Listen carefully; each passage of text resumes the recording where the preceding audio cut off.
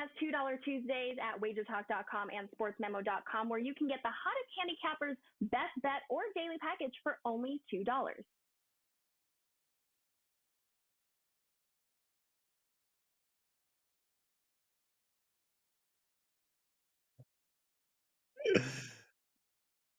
Happy Tuesday, guys, and welcome in right here to Wager Talk TV. If you missed it, Carmine was on stoppage time just a short time ago. It was a great show. I just watched it. It's been a busy day already here on the channel, but of course, this is Puck Time. I'm Andrew. I have Carmine with me, and Don Buster rejoins us here on a Tuesday on the show with us. We do have 4 games to break down, best bets at the end of the show, and I think we have a lot of great situational opportunities to look at. There are some big favorites, however, today. In the NHL, we'll try and find our best way to approach these games and try and find some ways to make you guys some money. But I'll bring in Carmine. Carm, what did you think of last night's NHL slate? I loved last night's NHL slate until the Pittsburgh Penguins decided to cough up that lead and lose. That was my only loss on the day. 5-1-1 with NHL. Yesterday pushed early on the Florida total that was at 7 with Anaheim, and then lose that late one with Pittsburgh. But pretty much everything in between hit, and I was pretty happy about it. Some player props hit, which was good. That Pierre-Luc Dubois, he first period cash, which was also good. If you can hit these player props and not have to sweat out those shifts in the third period, it's always a good one. But some good games, man. I just surprised me.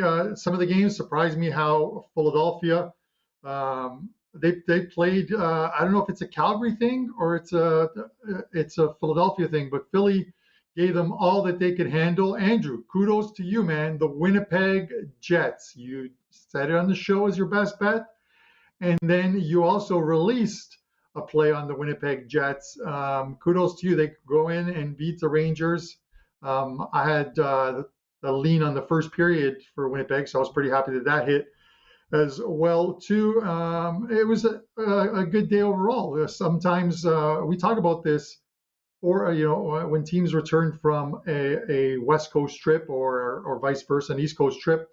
That first game isn't always the best. You wouldn't have thought the Rangers would play the way they did, considering they had such a good road trip. But it just happens. It's not set in stone that you have to fade every single team, but you've got to look at it and find situations. And you found one. You made some money, and that's really all that matters. So let's see if we can keep it rocking for the rest of this week. And I'm happy to have Buster back. Buster's north of the border, so I'm hoping to meet up with Buster at some point before he leaves and flies back to the warm climate of Mexico. Buster, what's up? Hey, Carmine, how's it going? Andrew, good to be back with you this week. Yeah, up here in Canada, something that I totally understand. I know you guys go through what did you guys learn and stuff like that. Well, I've known this for a long time. I hate Canada in the winter. That's what I've known. And another thing I know a long time, and Andrew, I know you benefited from this, so congratulations, the game's over. I also know this, and this has happened, when you have a team that totally dominates and hits a hot goalie after shooting 50, 51 shots on them and only score 1 goal, you will lose every game. And one thing that I've always known and maybe even appreciate that much more, my wife is a saint. That's all I'll say. That's very wholesome. That is very good, feel good way to start off the show. That's all I really have to say about that, Buster. I love that. One thing I learned, I guess, guys. Yeah, I like that a lot. One thing I learned is that. Go ahead, Buster. I want to hear why you love her so much today. Let's hear it. Let's hear it. Well, Carmine, I've met your lovely wife last year when we all went out. And as you know, when you're at this stage of the game and you've been with somebody for a very long time, you do appreciate them and you tell them every once in a while. But when you have to go back to a place that you don't want to go, and she's waving goodbye from a beach, and she does everything for you, and now you actually have to be a bachelor again and do everything for yourself. Yeah, I have that much appreciation. I don't even think about it sometimes. That's just what you do. But yeah, I have a greater appreciation for her this past week than I've had in the last 16 years. That's for sure. I mean, you should have just left it at that, Buster. I thought you were being a little more wholesome than that, but I guess it's still a nice message. No, I mean, it's true. Like, I tell her all the time, Andrew. But I mean, yeah, that's just the way. That's the way it is. Yeah. Hey, my girlfriend gets days off during the middle of the week sometimes, Buster. Guess who's going to have lunch waiting for him after this show? There we go. Yeah, well, you know what I mean? Sometimes there's perks. Sometimes there's perks. But what I wanted to say, one thing I learned, guys, and this is a serious message, is that although it benefited me this time around, one thing I really learned, and I talked about this with Andy Lang, with props. If you lose on a team and you're mad about that loss, don't be afraid to go back on them again. I mean, you had a great point, Buster. No doubt about it. I mean, certain games, like a goaltender can get hot and stuff like that. But yesterday I had the Jets as or 2 days ago, I had the Jets as a big play against the Devils. And I thought they deserved much better. You know, they might have gotten outshot by like 5 or 6 goals, but they had a lot of chances. They lost that game. It was a big play for me. I was just disappointed. But the old me wouldn't have gone back to them, right? The old me wouldn't have gone back to a player prop that lost with me the day before. But I realized that sometimes you can't hold a grudge on a team. If you still like that team, go back on them the next day. If you have a player prop that you took and he lost for you, go back on him again. Because the amount of times it's happened with me with player props or with teams in general that I've almost got discouraged from betting on after they lost for me one or two times. And then they go on this huge run, you know? And the guy that Carmine actually cashed with last night, Pierre-Luc Dubois, is a guy that I can actually use as an example for that. Carm, he lost for me twice in a row a few weeks ago, and I have just stopped going to him, and now he's won like 7 of his last 9 again. So the whole point of my message is don't let a team or a player discourage you because, they will pick it up. They will get hot. And I think that it's good to kind of, believe in a team for more than just 1 or 2 games. You know, if you want to like a team, like them for a longer period of time than just a couple days. So, like I said, guys, a good amount of games today to break down. Go ahead, Carm. No, it only doesn't work if you're taking it only doesn't work if you're taking the Washington Generals against the Harlem Globetrotters.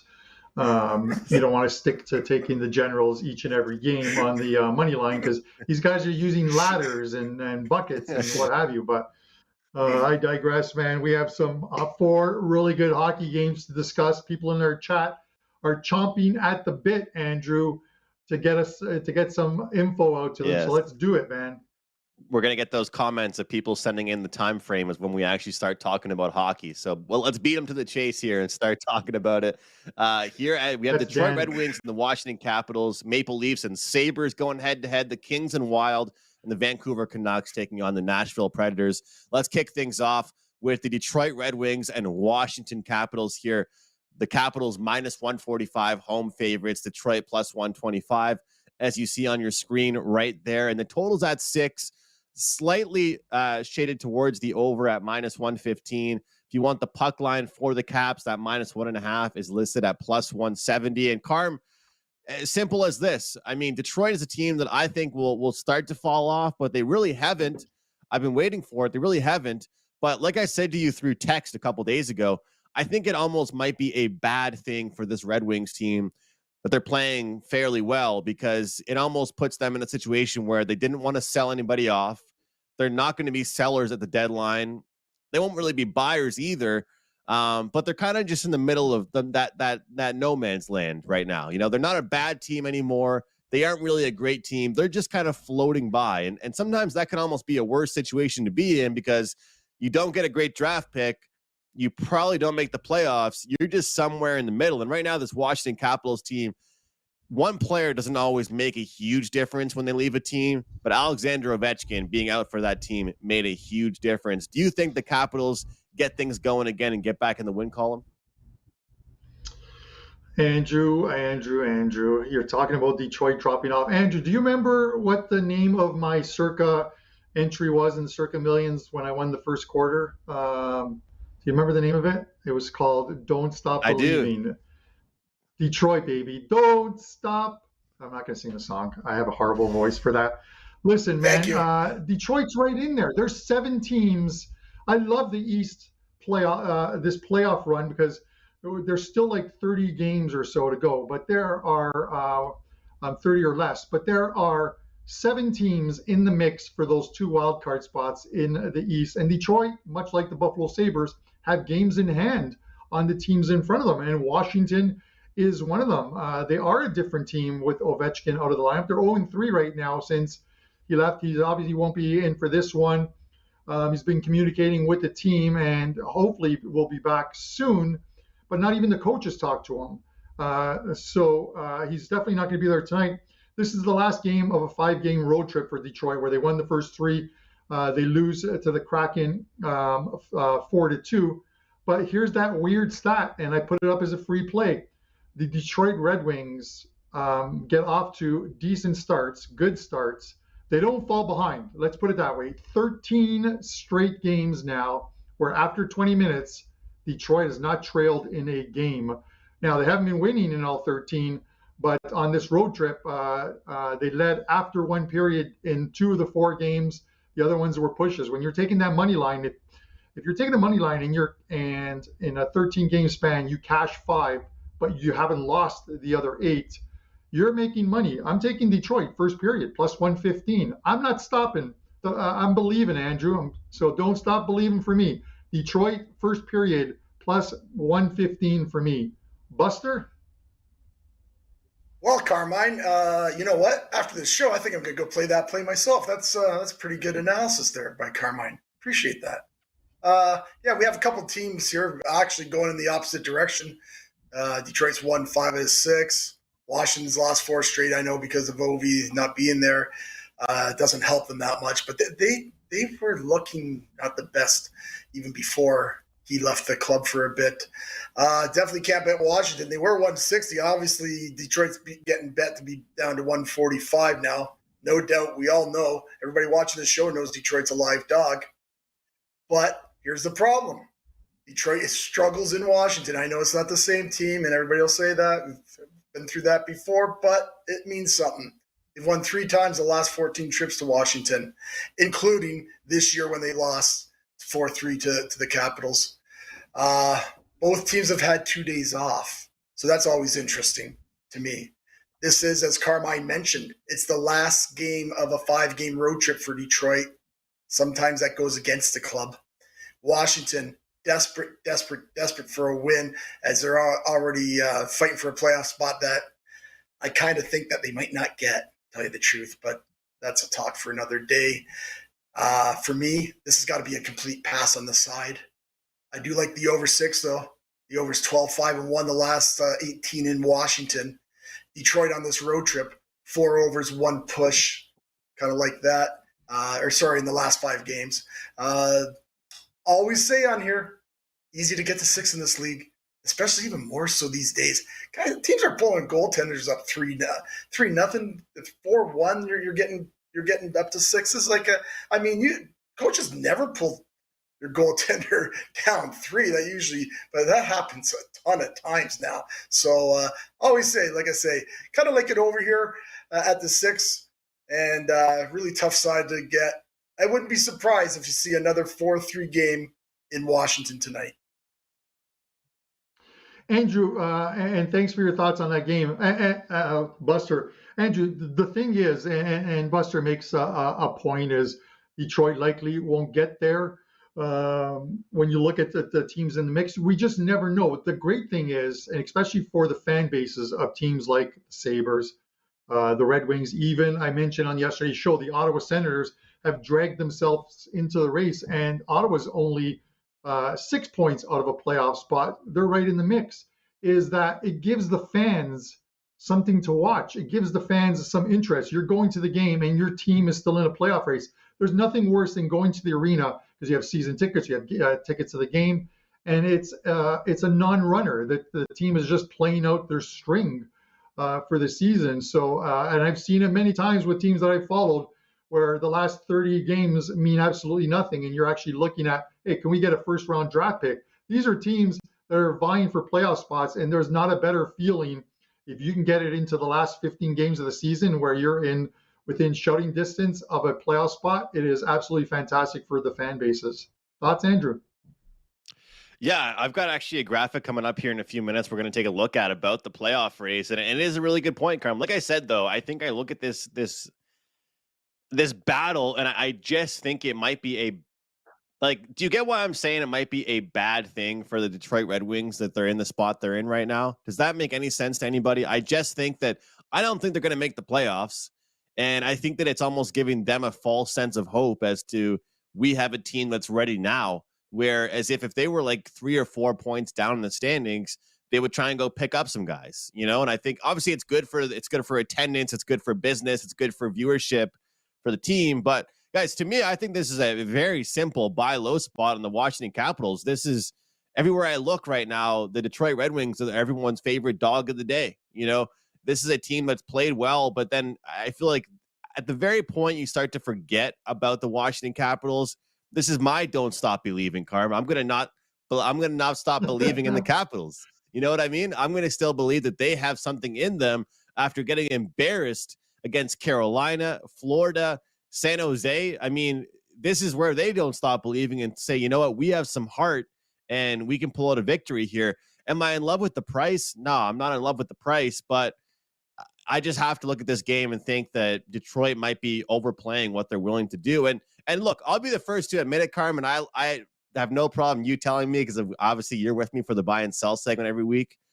I was wrong about them for like 2 or 3 times this year already with the sell segment. So I guess people out there can take what they want with my takes on the Detroit Red Wings. Carmen's known them better than me this year, that's for sure. But I just think this might be a good buy low spot on them, on the Capitals. But maybe, just maybe, the Wings will continue to prove me wrong, Carm. But you've had great thoughts there with that first period play. And if it keeps working, I say why not? Why not keep going towards it? But let's jump into our next one. We'll start with Buster with the Maple Leafs and Buffalo Sabres.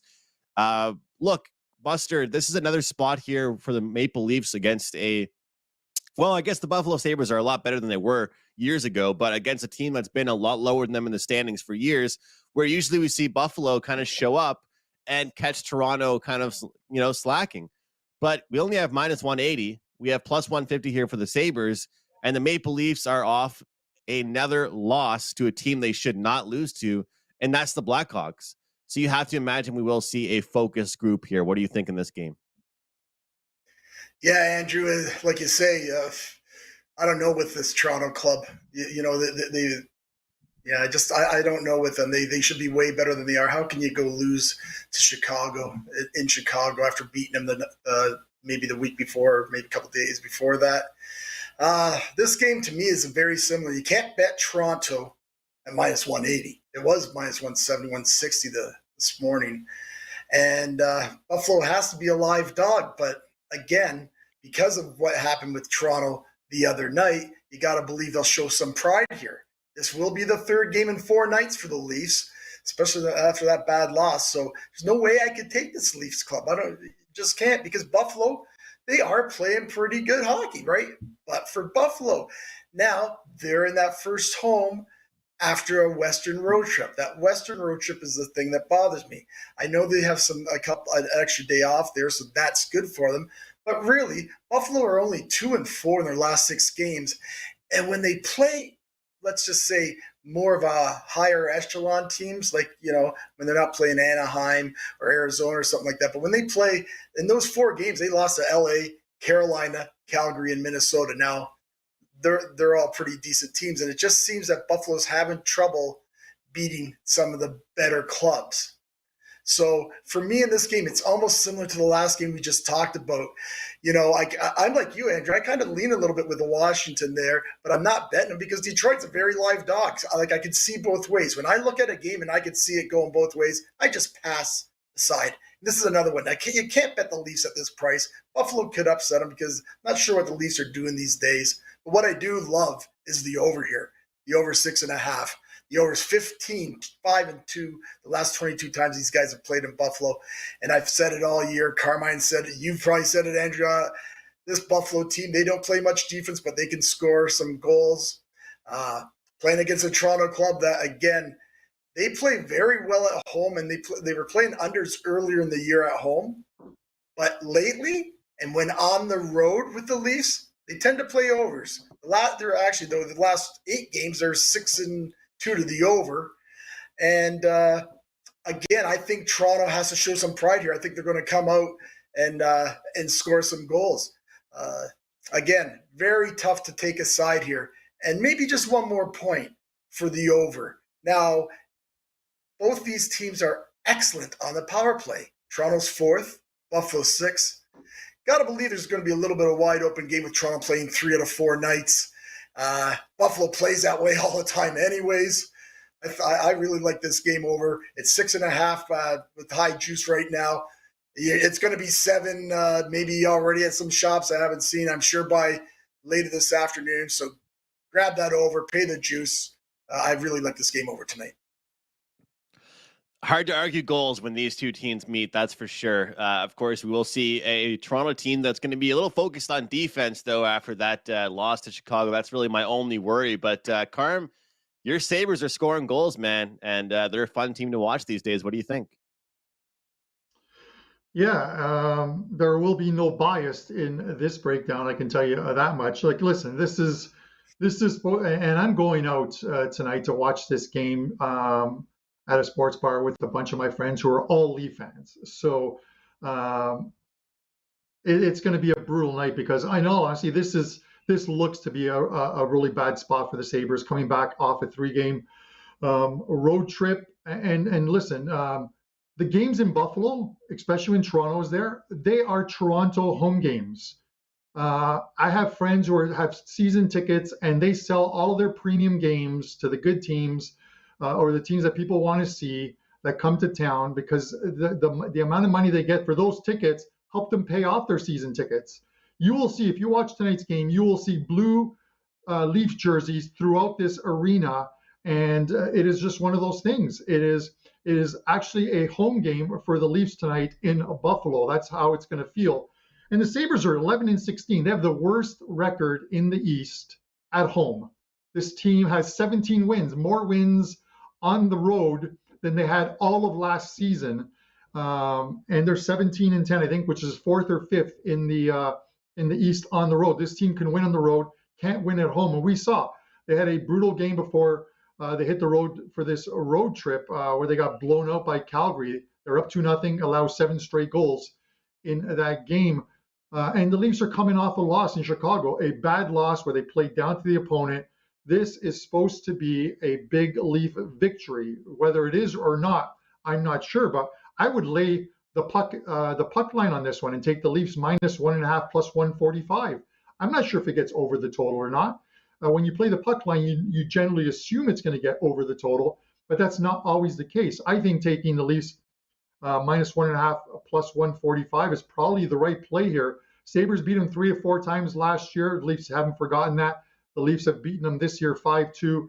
I was at that game, and Buffalo was never in that game. The Leafs led from start to finish and pretty convincingly. So I'm taking the Leafs on the puck line here, -1.5 plus 145. Well, that is a really good price for that. That's for sure. And it definitely is a good spot. Like I always say, and I've said a couple times already today, that I think it makes for a better edge for the Maple Leafs, the fact that they are coming off a game against an opponent they should defeat, and they didn't, and they will be motivated to get some revenge and get back on track here. 2 plays for me, guys, in this game so far, and the way I take a look at them are prop plays. I'm a little bit shocked here, guys, after the move we saw with bringing in Ryan O'Reilly to the Toronto Maple Leafs, that they're actually putting out a shot prop number for him at 1.5 shots on goal. We talk about not laying juice on these props, and I get it.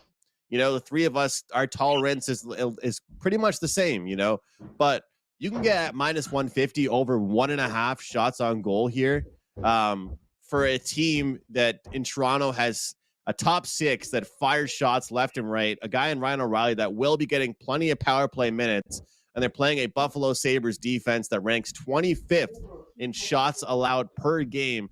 To me, that's really worth taking a look at. And as far as the Buffalo Sabres, Alex Tuch has gone over his shots on goal prop in 7 of his last 10 games. But I was completely shocked to see that number get bumped down to 1.5 at the minus 150 price. Ryan O'Reilly, he's going to continue to fire pucks at the net. That's why he's been, he was brought to Toronto. Obviously, he's there to be a playmaker, there to be a leader as well. And he is a good defensive guy, but they want him shooting. He has the green light at 1.5, guys. I think I would keep playing that until it moves to 2.5. So those are my recommendations as far as the prop plays in this game. I think it is a great game as far as props are concerned. I do have a graphic to pull up here, and it is taking a look at some standings here. I saw a tweet talking about pretty much the standings here and the race that they have as far as, these teams and the way that they're battling. And one thing to focus on is, games for and games played. You take a look at the New York Islanders and the Florida Panthers. They've played 60 games each, but Pittsburgh 56, Buffalo 54, Detroit 55, Ottawa 56. So when you take a look at this, these standings right now, guys, I mean, it's really a lot closer than it even appears, and it already appears really close. So I found some tweets talking about this and the games in hand that some of these teams have on each other. And I think it's really important that people take a look at some of this stuff when they're talking about these games and they're looking at standings, because it might only look like a few games, but when you take a look at the standings, when you have a team like Pittsburgh with 63 points and an Islanders team with 65, but they've played 4 more games, that's something that really is worth mentioning. So as much as I've complained about this playoff format, at least the wild card race is going to be a pretty good one. So I just wanted to bring that up because I looked at this yesterday, and it might sound like a really small issue and small thing here, but it's really important for everybody to keep in mind that far left quadrant there where it says GP games played. You really do have to take a look at that when you're looking at the points, because obviously you can't have as many points possibly as another team if you have not played as many games. So any thoughts on that, guys? And we'll move on. But Buster, any thoughts on that? Well, when you see a team like the Sabres have that many games in hand, that has to give a young team, a little bit of momentum, thinking, hey, they got a real shot to, I know they have a tough schedule, but yeah, and it's going to go right down to the wire. It's going to be crazy. That's for sure. Yeah. I mean, Carm, I didn't even notice. That's why I decided to bring it up today. I know it seems like a really simple thing to talk about, but when you take a look at the standings, the two teams that are up there in the wild card spot right now are the teams that have played more games. So do you think some of these teams have a chance? Like Ottawa, you mentioned yesterday on the show, Carm, they're almost creaking in now and trying to make that wild card. Yeah. Well, I tend to look at Andrew more so than the games played, because that's obviously the one that sticks out. Is I want to see how a team is doing in the games that they played. You look at their average points per game to help you calculate if they continue on that pace where they're going to end up with. That's probably because you can't forecast with 5 games in hand what's going to happen. What you can forecast is in the games that they play what their points per game is, and if that remains consistent, where they're going to end up with, what their point total is at the end of the season, if everything remains consistent. Now we know. Obviously, with some unbalanced schedules, that this is going to change. And I talked about the Sabres with regards to that one, having 4 games in 20 days and then playing 15 in a 22-day span. That's where I think you're going to see their points per game drop off from where it is, just because that is an absolutely brutal scheduling thing for them, playing 15 games in just a little over a 3-week span. So we'll see as it goes, and we'll continue to monitor these standings and put them up and discuss them on the shows. That's a really good point there as far as how busy a team's schedule is. If you have lots of breaks and you're kind of broken up, it's a lot easier. But if you're playing a big number of games in a short span of time, it's not easy. But speaking of games, let's get back on track here. Go right to Carmine with the LA Kings and Minnesota Wild here. LA, they were my bye team last week, Carm. They played very well, but they did have a weaker schedule. They're plus 110 now against Minnesota, who's minus 130 at home. What are your thoughts here in this matchup? First, I'm going to look at the total here, but I'm not going to play the total, and then I'm going to tell you who I like in this game. This is quite possibly the polar opposites when you come to teams with totals. I've talked about Minnesota, and being a very good under team this season. You look at Minnesota in their last 10 games, they are 8-1-1 to the under. In their last 10 home games, they are 8-1-1 to the under. And then you look at the LA Kings. The Kings are 8-1-1 their last 10 games to the over. And going even a little further back, their last 15 games, they are 11-2-2. So how you decide to bet the total is predicated on who you think is going to win the game and who's going to dictate the game. And with that said, I like Minnesota here. I think this is a good buy low price on Minnesota. I get it that the Kings have won 4 straight games. That was a good victory for the Minnesota Wild against Nashville, who pressed back at them in that game. And it's back-to-back wins for them after they beat the Dallas as well, too. I just look at, Andrew, when I look at this, I'm looking at who the Kings have been beating, and it's just kind of a strength of schedule thing. They come off of wins against the Arizona Coyotes where they blew a 4-goal lead. They led 5-1 and had to win it in overtime 6-5. They beat the Anaheim Ducks, who everyone's beaten up on. They beat, before that, the Buffalo Sabres in the first game of that trip. And then you look at it, they beat the Pittsburgh Penguins, who are on the second of a back-to-back and a tough scheduling spot. Before that, they lose to the Canes, they lose to Tampa. They're playing a good team here and a good defensive team in Minnesota. I think the 130 is justified here, and I think I'm going to take Minnesota in this game. Yeah, it's one of those things where you look at the schedule and you see that it has been a lot easier for the LA Kings. Maybe they are still a good team, but things have definitely been a little bit easier for them as far as their opponents. Buster, 4 straight games for the Wild have been decided by 1 goal. What are your thoughts here in this matchup? Well, Andrew, it almost looks like Carmine came in and stole every note that I had, because I totally agree with everything he said, which, we've been doing this a long time, and this might be maybe the second or third time that has ever happened. But yeah, I like Minnesota as well. I know LA have won 4 straight. They've won 7 out of 9.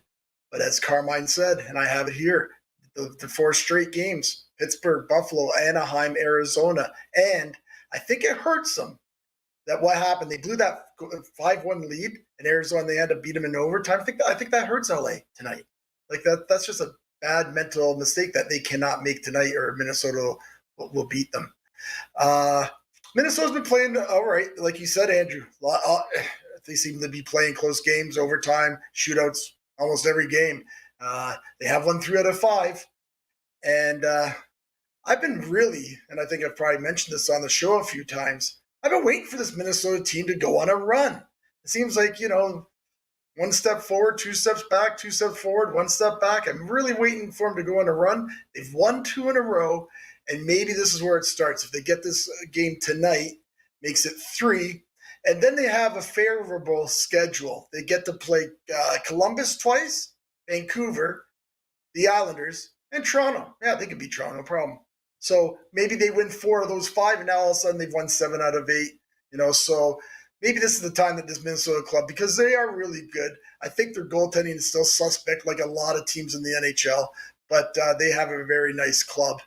And I will mention about the total for people who want to bet the total. I'm right in agreement with Carmine. This game could be any type.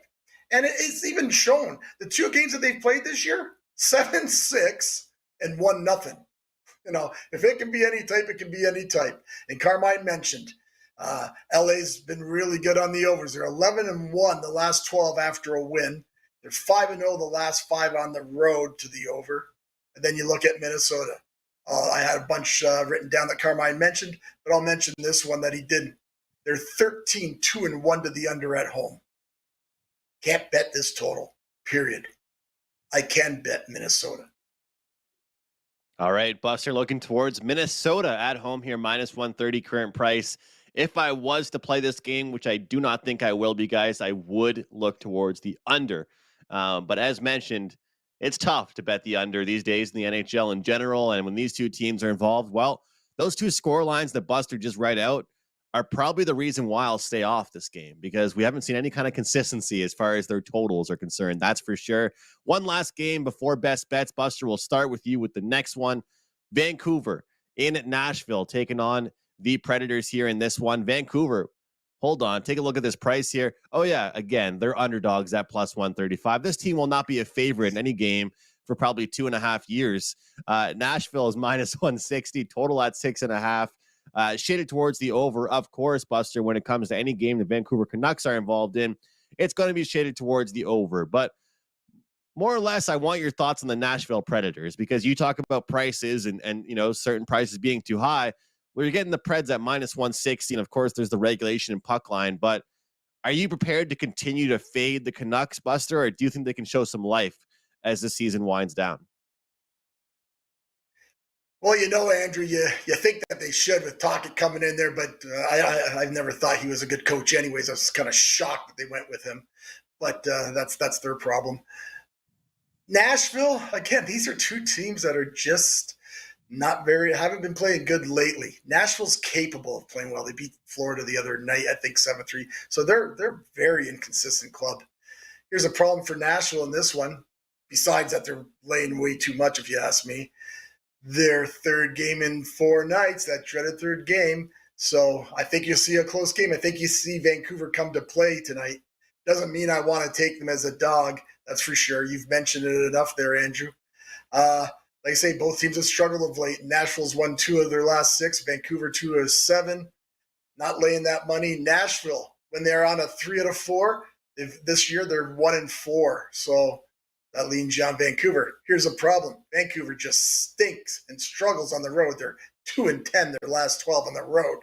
So as a few of these games we've talked about today, the side is a very tough take, and you can make a case for the favorites. You can make the case for the dogs. That usually tells me to make a pass on the game. As you said, Andrew, the over. Over is 11-3 the last 14 between these clubs. Nashville, when they play 3 out of 4 games in their 4th night, 4-1 to the over. I know Nashville used to be a under club at home. You could almost count on it the last 2 years. Maybe not so much this year. The only game between the clubs this year was 4-3. Probably another high-scoring game. Vancouver just doesn't play any defense at all. No side for me. Not sure if it's going to make my card, but I would lean to the over.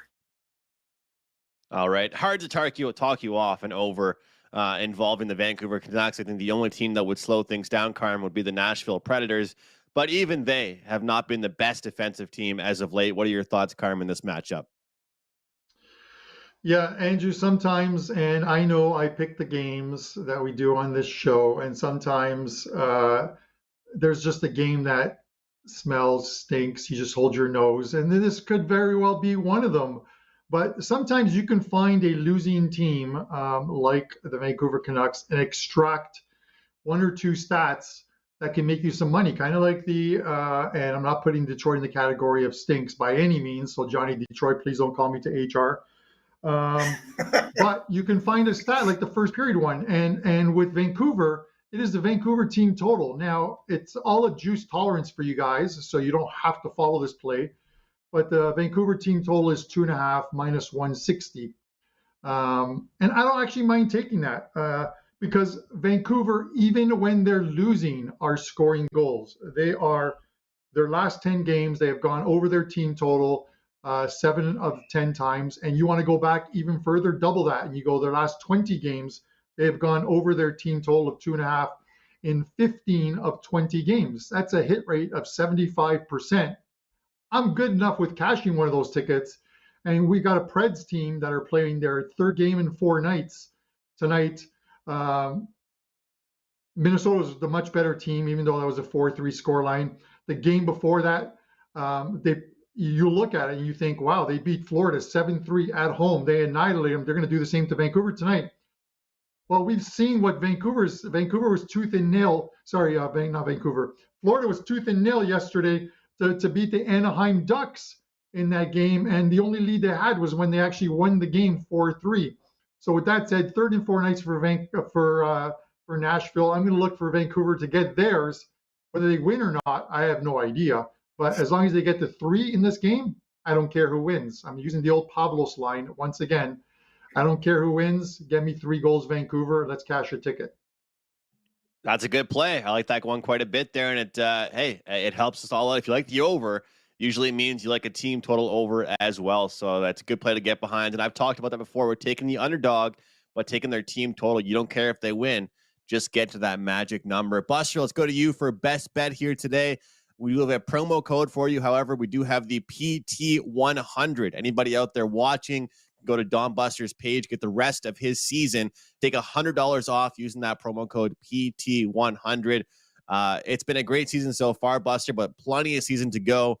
Playoffs as well, especially. Tell folks at home what you have going on and what your best bet is for the show. Yes, Andrew, thank you. And thanks for the powers that be in the Detroit office for putting that code out for us. Also, it's $2 Tuesday at Sports Memo and Wager Talk, so go over there and grab those cappers.